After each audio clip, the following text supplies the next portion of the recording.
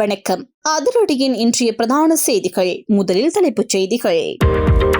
சிறையிலிருந்து சீரழியும் பிள்ளையான் திடீரென மருத்துவமனையில் அனுமதிக்கப்பட்ட சம்பவம். புத்தாண்டு காலத்தில் அரச பேருந்தில் பயணித்தவர்களுக்கு இலங்கை போக்குவரத்து சபை வழங்கப் போகும் பரிசு பொருட்கள் வெளியான அறிவிப்பு. புத்தாண்டு காலத்தில் மட்டும் நடந்த அதிர்ச்சி தரும் விபத்துக்கள், வெளியான அதிர்ச்சி தரும் உயிரிழப்பு எண்ணிக்கை. மஹிந்தவிடம் 8 வங்கிக் கணக்குகளில் குவிந்து கிடக்கும் கோடி ரூபாய், திடீரென சிஐடியில் பதிவு செய்யப்பட்ட முறைப்பாடு. நாட்டில் மீண்டும் உயரும் எரிபொருளின் விலை, அரசாங்கத்தின் அதிரடி அறிவிப்பு. நாட்டு மக்களை வாட்டி வதைக்கும் கடுமையான வெப்பம், தேவையற்று வெளியில் செல்லாதீர்கள், வளிமண்டலவியல் திணைக்களம் விடுத்த அவசர எச்சரிக்கை. தென்னிலங்கையில் இறந்த நிலையில் மீட்கப்பட்ட பெண்ணின் சடலம், விசாரணையில் கசிந்த திடுக்கிடும் தகவல், வசமாக சிக்கிய காதலன். இலங்கைக்கு வரவிருந்த பாரிய ஆபத்துக்களை விமான நிலையத்தில் வைத்தே தடுத்த அதிகாரிகள், சினிமாவை மிஞ்சும் வகையில் உடலில் மறைத்து கொண்டு வரப்பட்ட இலத்திரனியல் பொருட்கள். யாழ்ப்பாணத்தில் பெருந்தொகை பணத்தை தொலைத்து தேடிய நபர், அதிர்ச்சி கொடுத்த போலீஸ் அதிகாரி. மீன்பிடி படகில் ஆபத்தான பொருட்களுடன் சுற்றி வளைக்கப்பட்ட 4, அதிரடி காட்டிய கடற்படை. தொடர்பான விரிவான செய்திகள். விரிவான செய்திகளுக்கு செல்ல முன்னர் இது போன்ற செய்திகளை உடனுக்குடன் அறிந்து கொள்ள எமது அதிரடி சேனலை சப்ஸ்கிரைப் செய்து கொள்ளுங்கள்.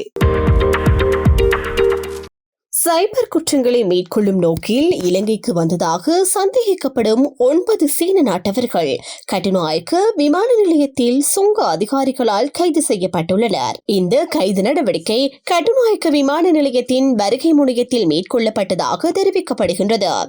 சந்தேக நபர்கள் நேற்று அதிகாலை China eastern airlines, China airlines மற்றும் ஏர் ஏசியா ஏர்லைன்ஸ் விமானங்கள் மூலம் இலங்கையை வந்தடைந்திருந்தனர்.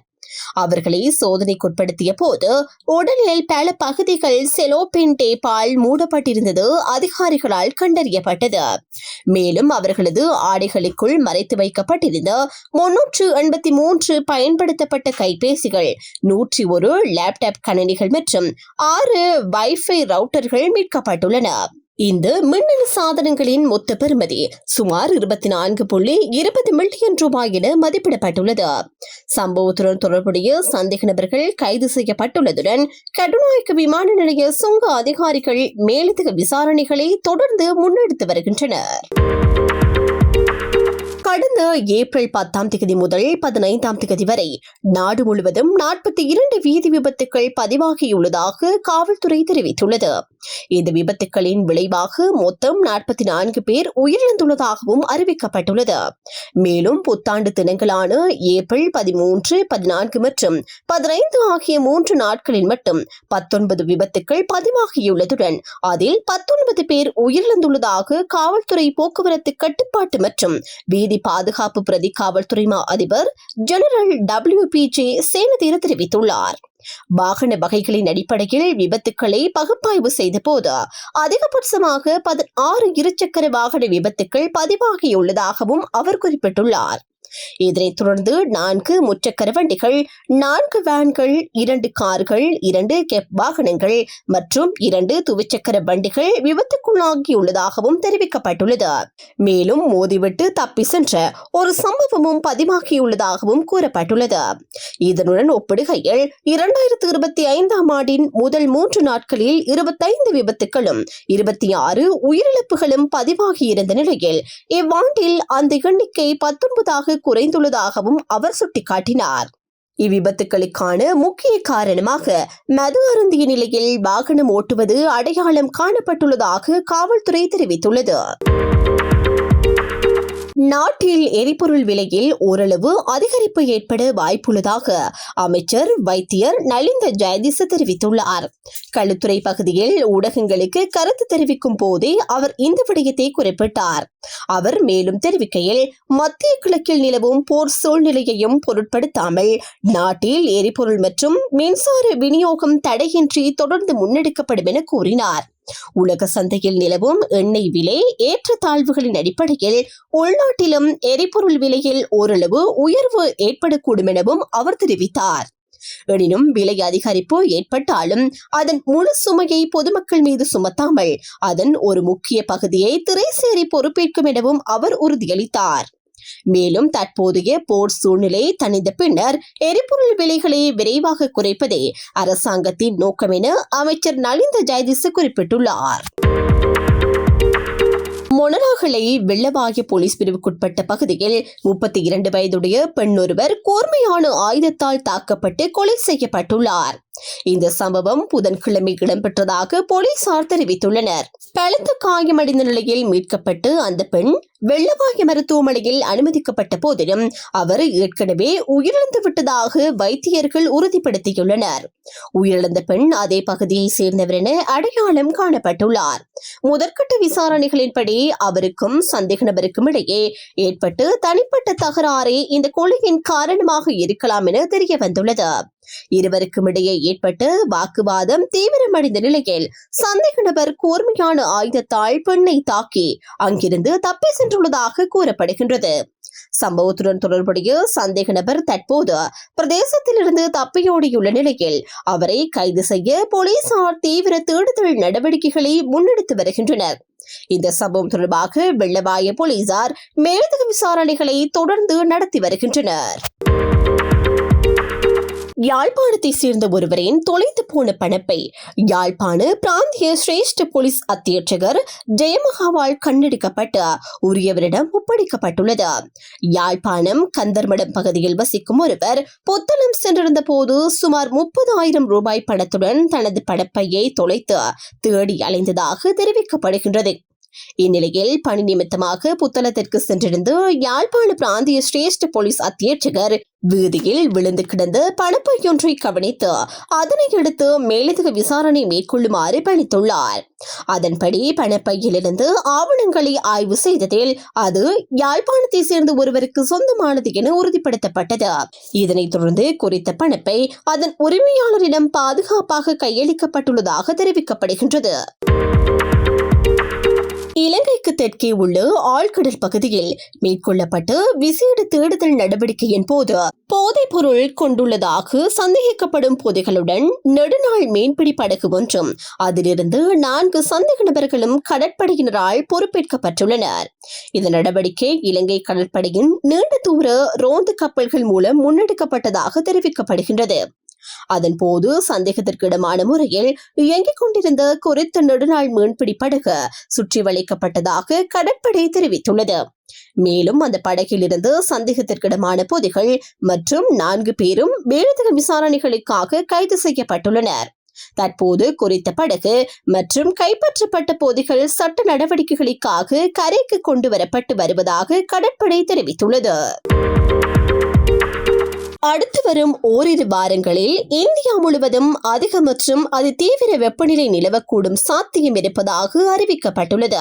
குறிப்பாக வருகின்ற மே மாத நடுப்பகுதியில் தென்மேற்கு பருவமழை கேரளா மற்றும் கர்நாடகா உள்ளிட்ட தென்னிந்திய மாநிலங்களில் ஆரம்பிக்கும் வரை 40 முதல் 45 டிகிரி செல்சியஸ் வரை அதிக வெப்பநிலை பதிவாகக்கூடும் என எதிர்பார்க்கப்படுகின்றது. இந்த நிலைமையின் தாக்கம் காரணமாக இலங்கையிலும் மத்திய மலைநாடு பகுதிகளை தவிர்த்து நாட்டின் பெரும்பாலான மாவட்டங்களில் மதிய நேரங்களில் 35 முதல் 40 டிகிரி செல்சியஸ் வரையான வெப்பம் உணரக்கூடும் என தெரிவிக்கப்பட்டுள்ளது. இதனால் உடலில் நீரிழப்பு ஏற்படாமல் இருக்க பொதுமக்கள் அடிக்கடி போதியளவு நீர் அருந்த வேண்டும் என்றும் உணவில் பல வகைகளை அதிகமாக சேர்த்துக் கொள்ள வேண்டும் என்றும் அறிவுறுத்தப்பட்டுள்ளது. இதனிடையே நேற்று அதிகபட்சமாக 36.1 டிகிரி செல்சியஸ் வெப்பநிலை வவுனியா மற்றும் யாழ்ப்பாணம் பகுதிகளில் பதிவாகியுள்ளதாக வளிமண்டலவியல் திணைக்களம் தெரிவித்துள்ளது. மேலும் நாட்டின் 21 மாவட்டங்களில் நாளை மனித உடலால் உணரப்படும் வெப்பத்தின் அளவு எச்சரிக்கை மட்டம் வரை அதிகரிக்கக்கூடும் எனவும் எச்சரிக்கை விடுக்கப்பட்டுள்ளது. வளிமண்டலவியல் திணைக்களத்தின் விசேட அறிவுறுத்தலின்படி வடக்கு, வடமத்திய, வடமேற்கு, மேல் சப்ரகமுவ, தெற்கு மற்றும் கிழக்கு மாகாணங்களுடன் மொனராகலை மாவட்டத்திலும் அதிக வெப்பமான காலநிலை நிலவக்கூடும் என எதிர்பார்க்கப்படுகின்றது. வெப்ப சுட்டின் அதிகரிப்பின் காரணமாக நீண்ட நேரம் வெயிலில் இருப்பவர்களுக்கு உடல் சோர்வு ஏற்படக்கூடும் என்றும் தொடர்ந்து கடினமான பணிகளில் ஈடுபடுபவர்களுக்கு தசைப்பிடிப்பு ஏற்படும் அபாயம் இருப்பதாகவும் சுட்டிக்காட்டப்பட்டுள்ளது. எனவே தேவையற்ற வெளிப்புற செயல்பாடுகளை தவிர்த்து அதிக வெப்பத்திலிருந்து தற்காத்துக் கொள்ளுமாறு பொதுமக்களுக்கு அறிவுறுத்தப்பட்டுள்ளது. பல்வேறு குற்றச்சாட்டுகள் தொடர்பில் சிறைச்சாலையில் தடுத்து வைக்கப்பட்டுள்ள கிழக்கு மாகாண முன்னாள் அமைச்சர் பிள்ளையான் எனப்படும் சிவனேசன் துறை சந்திரகாந்தன் வைத்தியசாலையில் அனுமதிக்கப்பட்டுள்ளதாக தகவல் வெளியாகியுள்ளது. குறித்த விடயத்தினை சிறைச்சாலை ஊடக பேச்சாளர் தெரிவித்துள்ளார். சுகையீனம் காரணமாக பிள்ளையான் சிறைச்சாலை வைத்தியசாலையில் அனுமதிக்கப்பட்டதாக அவர் மேலும் குறிப்பிட்டார். இந்த நிலையில் அவர் தற்போது மருத்துவர்களின் கண்காணிப்பில் இருப்பதாகவும் சிறைச்சாலை ஊடக பேச்சாளர் தெரிவித்துள்ளார். கிழக்கு பல்கலைக்கழக துணைவேந்தர் ரவீந்திரநாத் கடத்தப்பட்டு காணாமல் ஆக்கப்பட்டமை தொடர்பில் பிள்ளையான் கடந்த வருடம் ஏப்ரல் 8 மட்டக்களப்பில் வைத்து குற்றப்புலனாய்வு துறையினரால் கைது செய்யப்பட்டு பயங்கரவாத தடை சட்டத்தின் கீழ் தடுத்து வைக்கப்பட்டிருந்தார். இதனையடுத்து மருத்துவ பரிசோதனைகளுக்காக கடந்த 2 பிள்ளையான் சட்ட வைத்திய அதிகாரியிடம் அழைத்து வரப்பட்ட பின்னர் கல்கிசை நீதிமன்றத்தில் முன்னிறுத்தப்பட்ட நிலையில் சட்டமா அதிபரின் பரிந்துரைகள் வரும் வரை அவரை விளக்கமறியலில் வைக்க நீதிவான் உத்தரவிட்டுள்ளமை குறிப்பிடத்தக்கது. முன்னாள் ஜனாதிபதி மஹிந்த ராஜபக்சவின் வங்கிக் கணக்குகள் தொடர்பாக சமூக ஊடகங்களில் வெளியான தகவலை அடிப்படையாக கொண்டு குற்றப்புலனாய்வு திணைக்களத்தில் முறைப்பாடு ஒன்று பதிவு செய்யப்பட்டுள்ளதாக தெரிவிக்கப்படுகின்றது.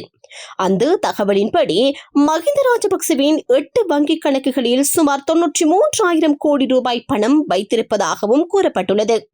இது தொடர்பில் ஸ்ரீலங்கா பொதுஜன முன்னணி கட்சியின் செயற்பாட்டாளரான பசன் கஸ்தூரி இன்று குற்றப்புலனாய்வு திணைக்களத்தில் முறைப்பாடு செய்துள்ளார். முறைப்பாடு தொடர்பில் கருத்து தெரிவித்த அவர் முன்னாள் ஜனாதிபதி மஹிந்த ராஜபக்சவை இலக்கு வைத்து போலியான பிரசாரம் திட்டமிட்டு முன்னெடுக்கப்படுவதாக குற்றம் சுமத்தியுள்ளார். இந்த குற்றச்சாட்டு பாரதூரமானது என்பதால் இது குறித்து முறையான விசாரணை நடத்தப்பட வேண்டும் எனவும் அவர் கோரிக்கை விடுத்துள்ளார். மேலும் ஸ்ரீலங்கா பொதுஜன முன்னணியின் சார்பில் இந்த குற்றச்சாட்டுகளை முற்றிலும் நிராகரிப்பதாகவும் அவர் தெரிவித்துள்ளார். இதேவேளை இந்த பிரசாரம் ஆளும் கட்சியான தேசிய மக்கள் சக்தி தரப்பிலிருந்து முன்னெடுக்கப்படுவதாகவும் சமூக ஊடகங்களில் இடம்பெறும் பதிவுகளை பார்ப்பதன் மூலம் அது தெளிவாக தெரிகின்றது எனவும் அவர் குறிப்பிட்டுள்ளார். முன்னதாகவும் வெளிநாடுகளில் மஹிந்த ராஜபக்ச குடும்பத்தினரின் பணம் இருப்பதாக பல குற்றச்சாட்டுகள் முன்வைக்கப்பட்டிருந்த போதிலும் ஆட்சியில் வந்த பின்னரும் அவை தொடர்பாக எந்த ஒரு உறுதியான நடவடிக்கையும் எடுக்கப்படவில்லை எனவும் அவர் தெரிவித்துள்ளார். அரசாங்கத்தால் இக்குற்றச்சாட்டுகளை நிரூபிக்க முடியவில்லை என்றும் அவர் சுட்டிக்காட்டினார். மேலும் ஸ்ரீலங்கா பொதுஜன முன்னணிக்கு எதிராக முன்வைக்கப்பட்ட பல குற்றச்சாட்டுகள் பின்னர் பொய்யானவை என நிரூபிக்கப்பட்டுள்ளதாகவும் அவர் குறிப்பிட்டுள்ளார்.